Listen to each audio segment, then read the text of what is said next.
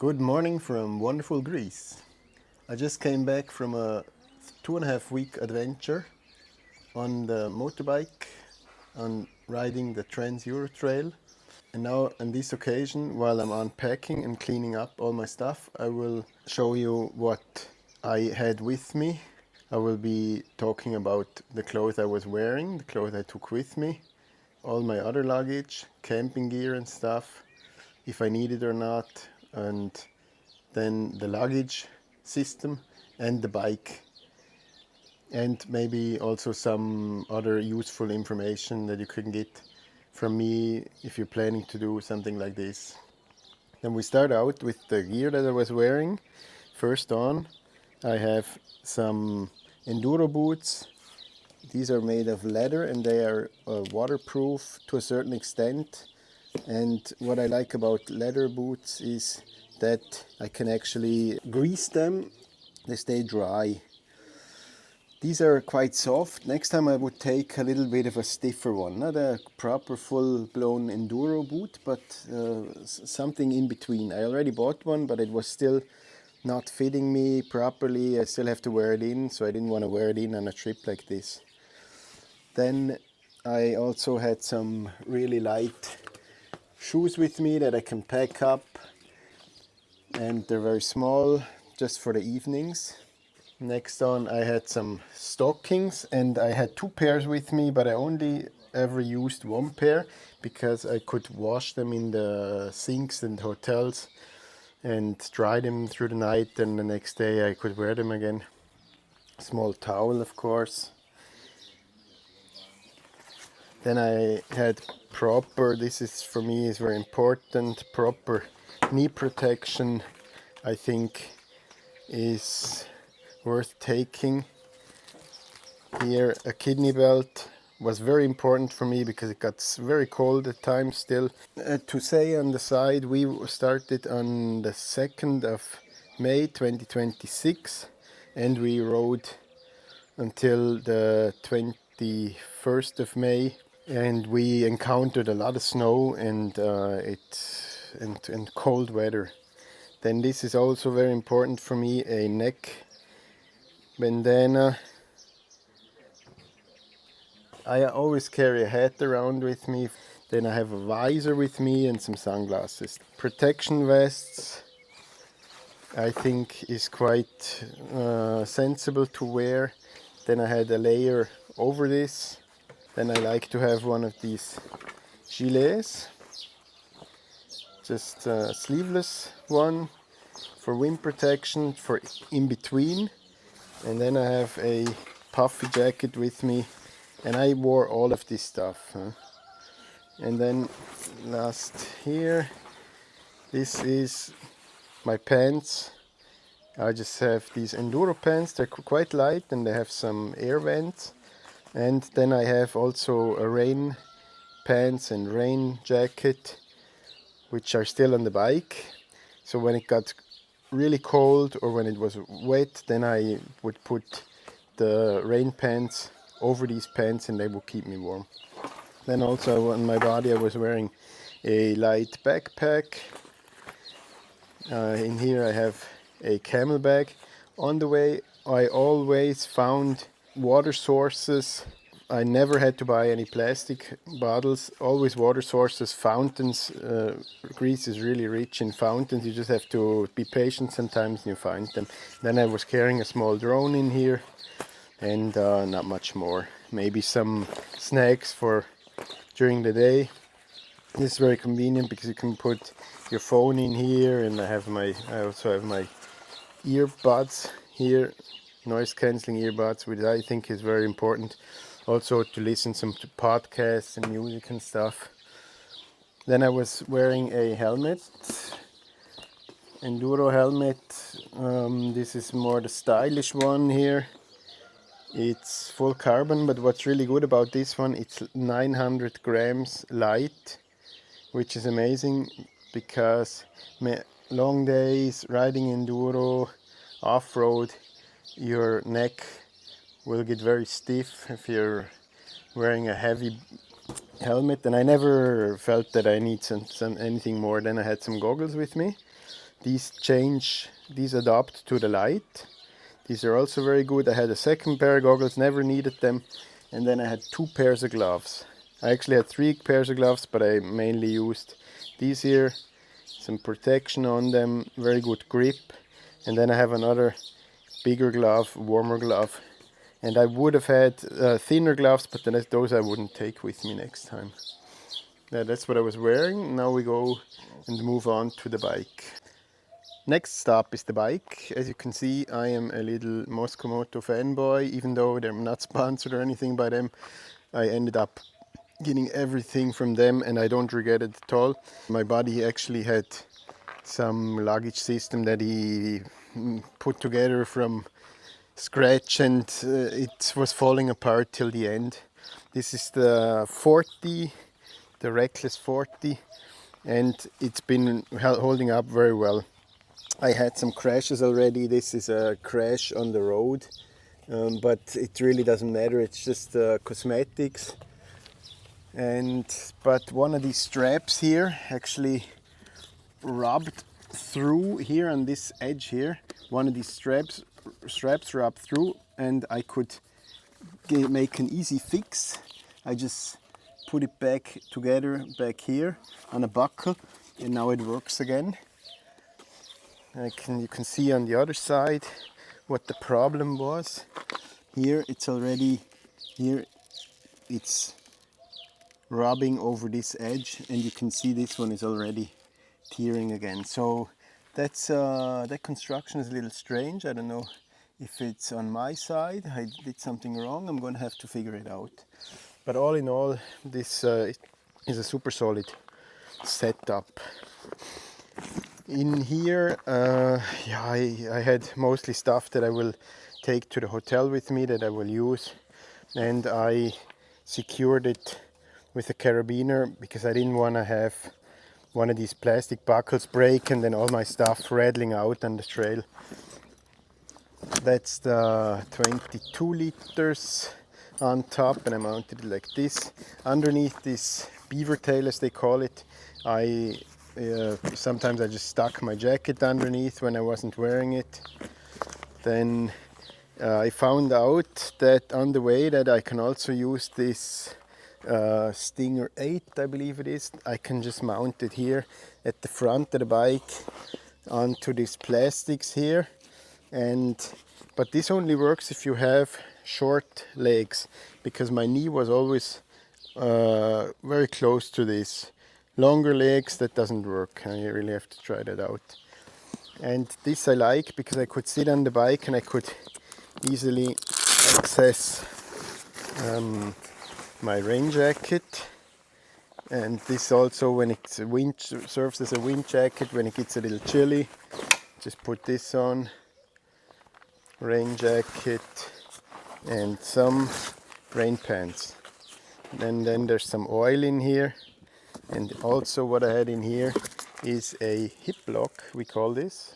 It's a lock from my bicycle actually, but it should be very safe. And with this we change together the bikes in the evenings, just in case.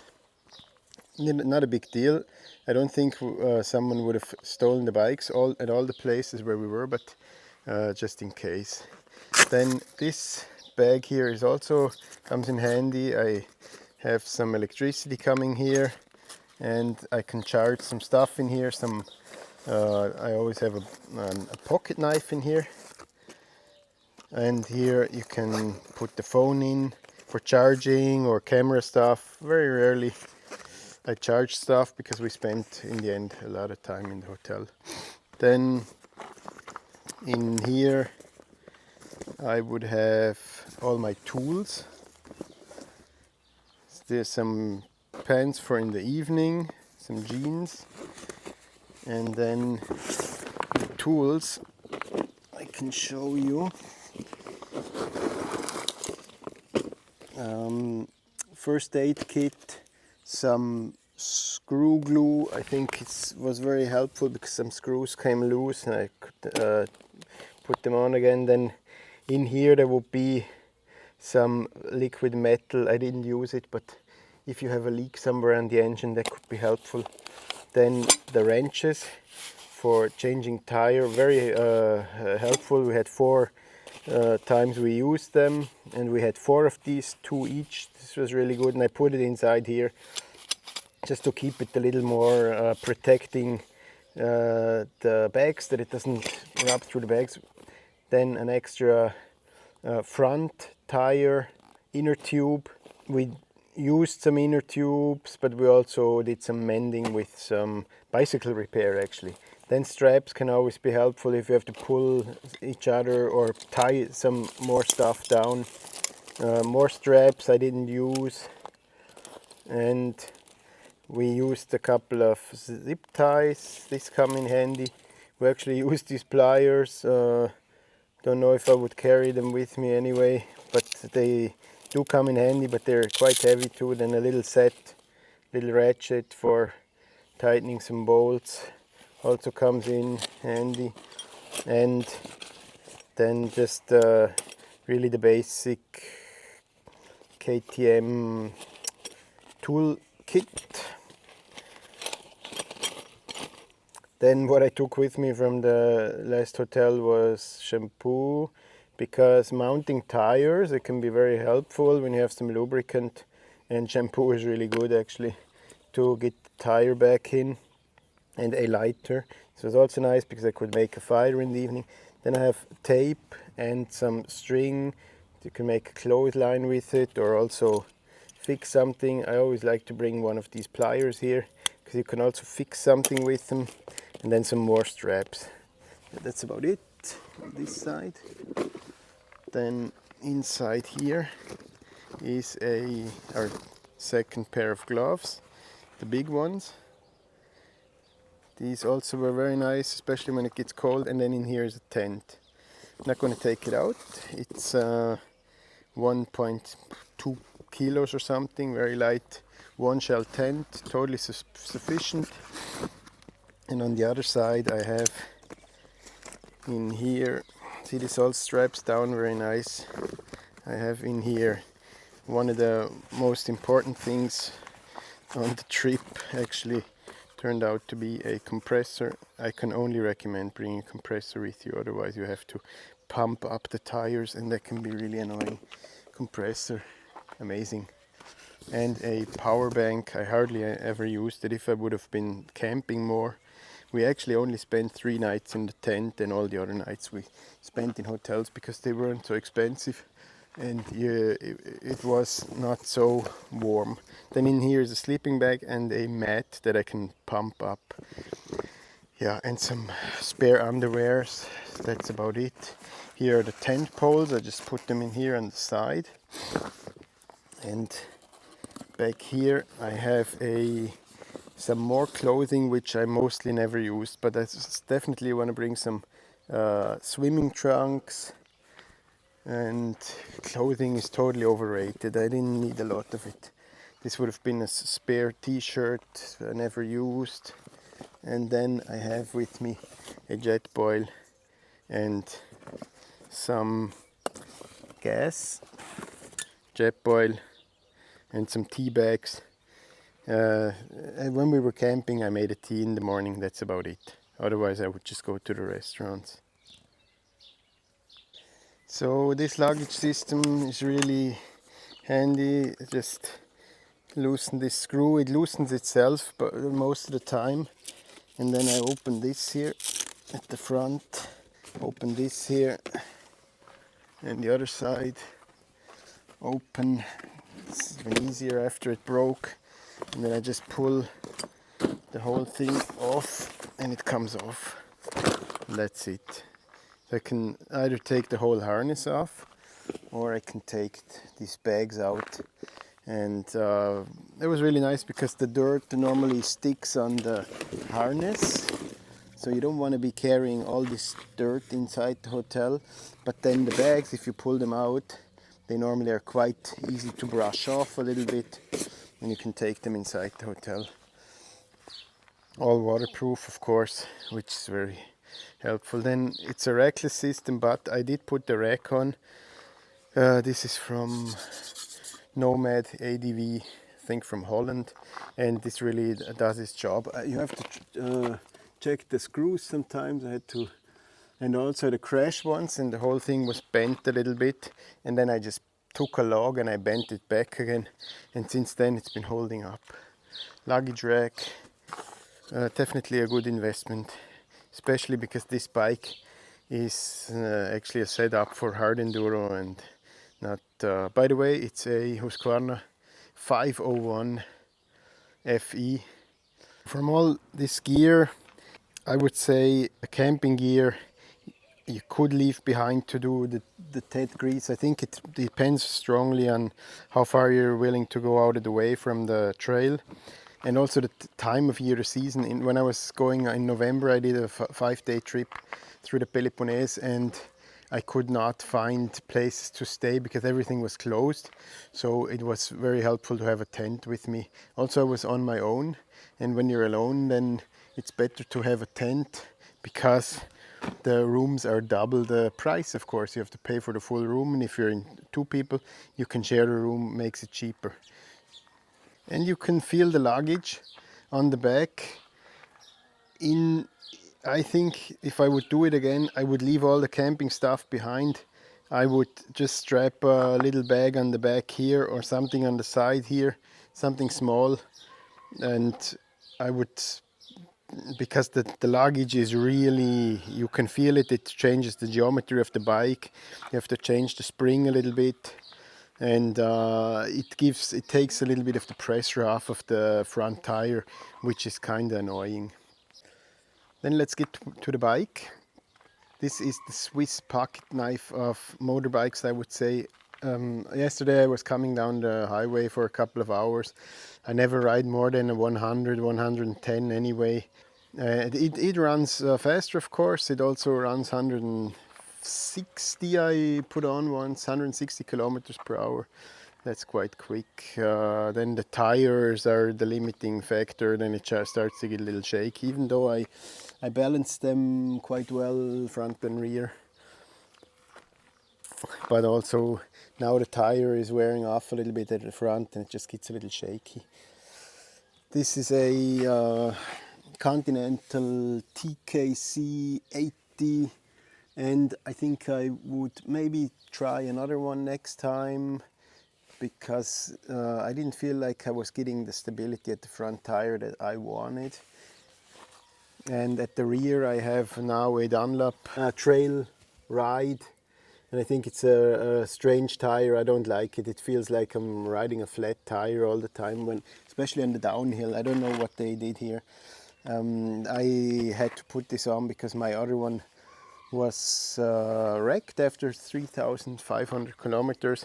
I had a Heidenau K60 Ranger on it, and that's the downside about this bike, that it eats through tires like crazy because it's so light and it has so much torque. So the rear end likes to spin, and I like to wheelie it a lot. And one downside maybe on this is also the seat. The seat concept seat makes the bike a little more comfortable, but still, for me, see, it's bent out here on the rear.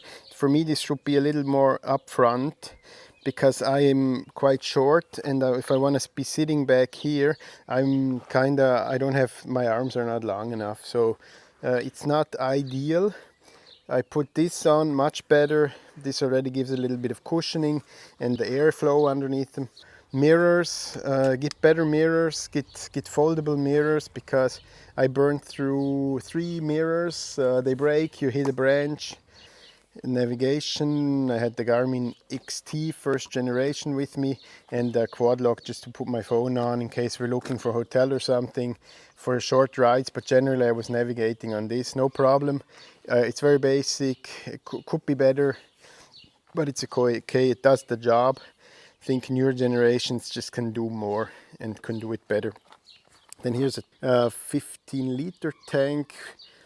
I can highly recommend bringing a big tank, because this takes me about 260 to 320 kilometers depending on the underground.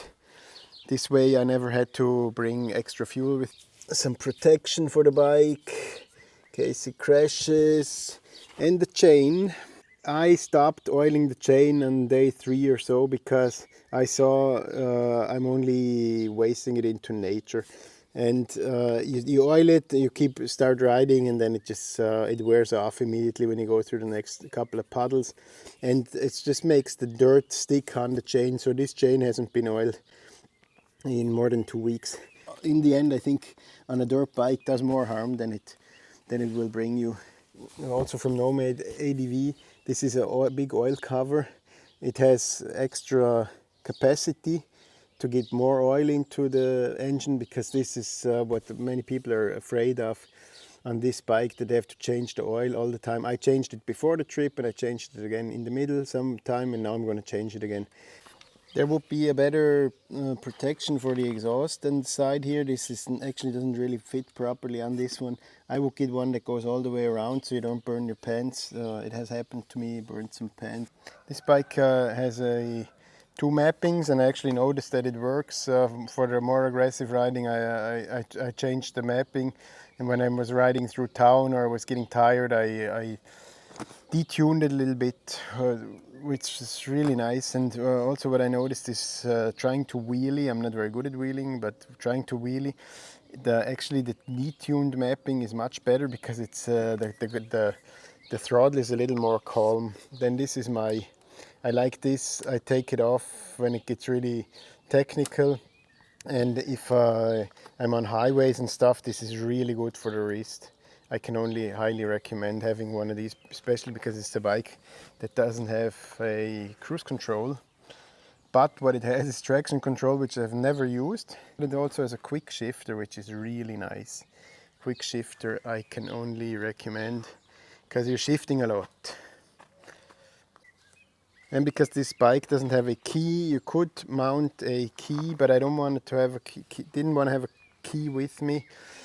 If you lose the key, you're stuck. The bike, you can't even start it yourself anymore. So I put a secret switch somewhere on the bike that someone cannot just jump on and start it. You actually have to find the switch, and I will not tell you where it is. One more thing I recommend to carry around is a air filter. I washed this one once and oiled it up again, but maybe take a second one, because oiling filters on the way is a little bit of a mess and a little bit of a hassle, and not everyone knows how to do it, even the mechanics, especially here. The bike was flawless all the way till the end, no complaints, totally love it, will keep riding it. Maybe some useful information was the timing. The beginning of May, you can run into some snow. We could not climb all the mountain passes. We had too much snow on the mountain passes, and I think it's going to take quite some time to melt off. Also Mount Olympus, a lot of snow. I think you would have to come here in the summer, maybe 2 months from now, that you can climb all the mountains, especially when we went to North Macedonia. Also there the mountains are higher and you could climb all the way to the summit. They had snow on them. Some of the highlights we could really not do. But what was good is the temperatures were quite nice for riding a motorbike, not so much sweating. We were layering on and off. I had a drone with me and a camera mounted on my chin. I took a lot of footage, and I will be putting together a video soon and posting it on my channel, of course. So if you want to see that, consider subscribing. And if you liked the video and you think it's useful what I'm putting out here, then leave a like to please the algorithm. And I see you next time.